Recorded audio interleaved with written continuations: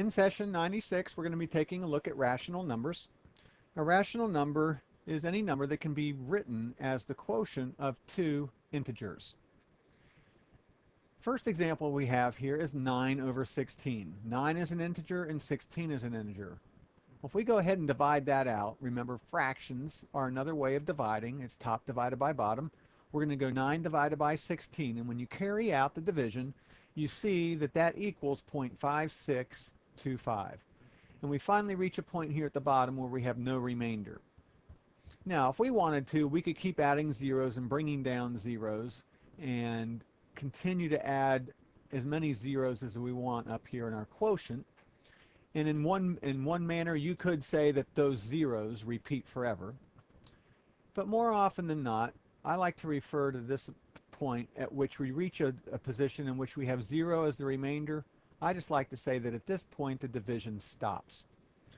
But you could make a case also for saying that, well, you could continue on the division and then the 0 would just repeat itself forever. So 9 over 16 corresponds as a decimal to 0.5625. So if I were to ask you what is is 0.5625 a rational number, the answer is yes, because it can be rewritten as a quotient for a division problem between 9 over 16. What if we flip the 2 over and we put 16 on top and 9 on the bottom? To do that, I went ahead and erased what was there before. This time it's going to be top divided by bottom again, but this time we have 16 in the top and 9 in the bottom. If we were to carry out the division here, 9 goes into 16 one time. We subtract that from the 16, we get 7 and bring down the 0. 9 goes in the 70 7 times. That's 63. 70 minus 63 is 7. Bring down the 0. 9 goes in 7 times. 9 times 7 is 63. Subtract, we get 7, and so on. We can see that this pattern is going to repeat itself.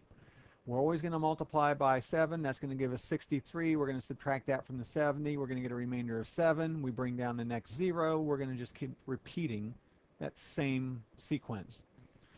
So we could rewrite this. Instead of going 1.77777 indefinitely, there's a little symbol that we can use, and that little symbol is a line that you place over the digit or the group of digits that's repeating itself. So in 1.7 with a line over it, what that really means is 1.7777 indefinitely. Whatever's under that line is the digit or the group of digits that's repeating itself. So the question is 1.7 with a line over it a rational number? Can it be written as the quotient of two integers? It sure can. That's what we just proved. The two integers are 16 over 9. Let's take a look here. 1.71. Is that a rational number? Can we rewrite it as the quotient of two integers? We can. And to show that, let's go ahead and change this from decimal form into a mixed number form. Our 0.71 is the same thing as 71 hundredths, and we're adding that to our 1 here, our mixed number. 1 and 71 100ths is the same thing as 1 plus 71 hundredths.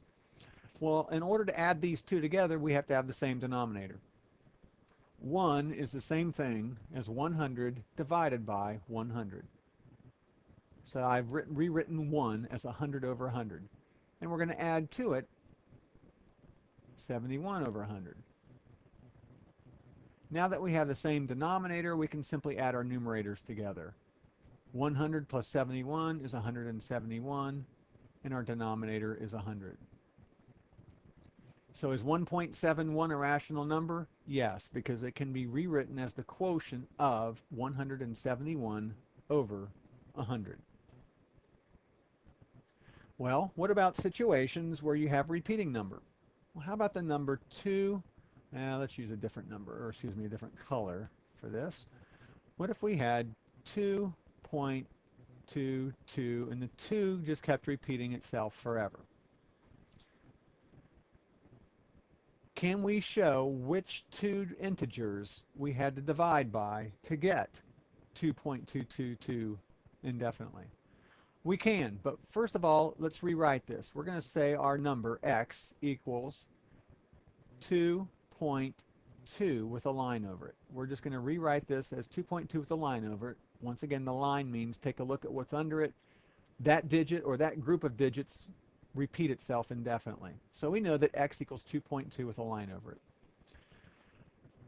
There's a special name called for the number of digits underneath that line indicating that it repeats, and that's called a period. So in this particular number here, our period has one digit, and that digit is a 2.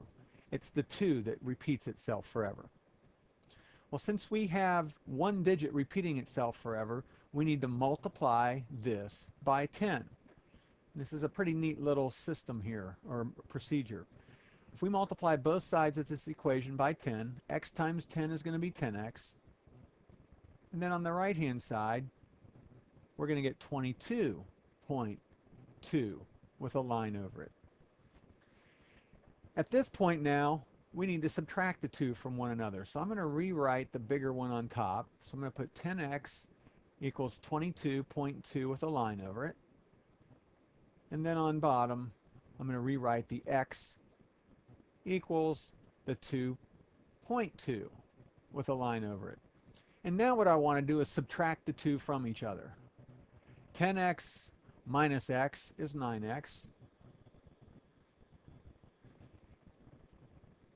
And 22.2 with a line over it minus 2.2 with a line over it is simply 20.0.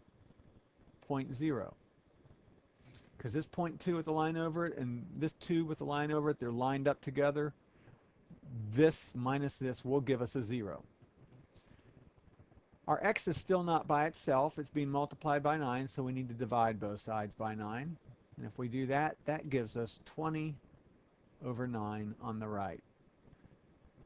So the question is the number 2.22 repeating forever, which is rewritten as 2.2 with a line over it, is that number a rational number? Yes, because it can be rewritten as the quotient of two integers being divided by themselves, and those two integers are 20 over 9. And lastly, I'd like to take a look at an example where we have more than one digit repeating.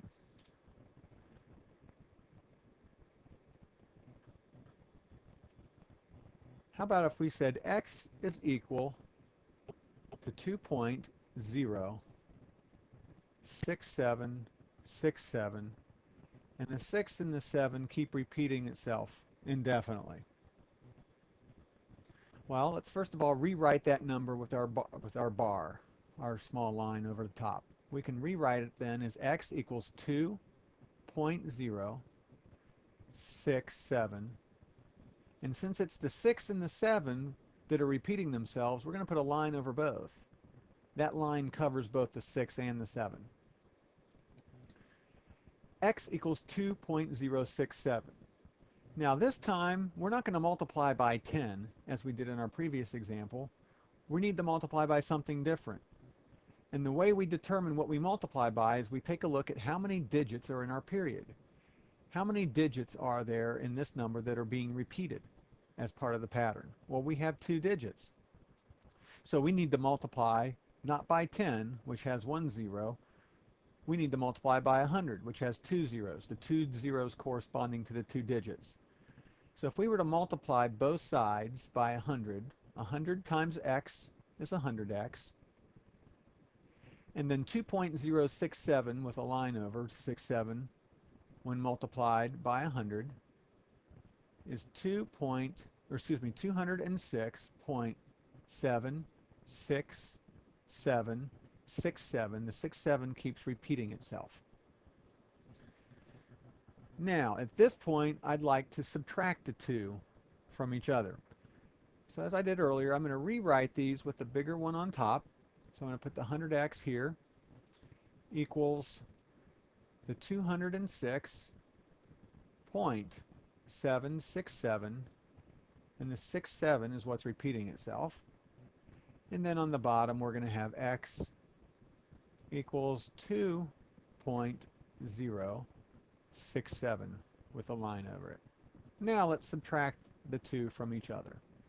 100x minus x minus 1x is 99x. That's what we have on the left side.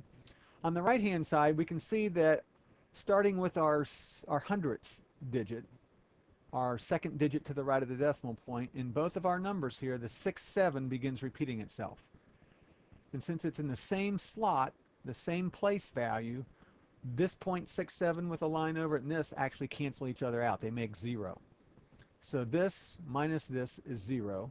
So we can kind of ignore that and then just go ahead and subtract the rest. 206.7 minus 2.0. That's going to give us 204.7. And if you want to show the zeros there, you can. But once again, that's not necessary. At this point now, we have 99x equals 204.7. Our x is being multiplied by a 99, so we need to divide both sides by 99. 99x divided by 99 is just simply x. So that's what we're going to be left with on the left side. And on the right-hand side, we're going to have 204.7, and that also is being divided by 99. So we're going to have that over 99. And I added an extra 7 there. It's just 204.7. Now for a rational number, we said that a decimal is a rational number if it can be replaced or it can be expressed as the quotient of two integers. Well, 204.7 is not an integer. However, if we multiplied, since we only have one digit to the right of the decimal place here, if we can get rid of that by multiplying both the top and bottom by 10. And if we multiply the top by 10, we're going to get 2047. And if we multiply the bottom by 10, we're going to get 990. And if you were to get your calculator out and punch in 2047 divided by 990, you will see that in fact it will give you 2.06767. So we were able to show here that this particular number is the quotient of two integers, and the two integers are 2047 over 990. So this is just a very good process that you can use, or strategy, to prove, even with repeating decimals, what the original two integers were that you had to divide by to produce that repeating decimal. So then, as a review, a rational number is any number that can be written as the quotient of two integers, and any decimal number that ends at some point or has some digit or digits that repeat forever is a rational number. That'll finish up then session 96.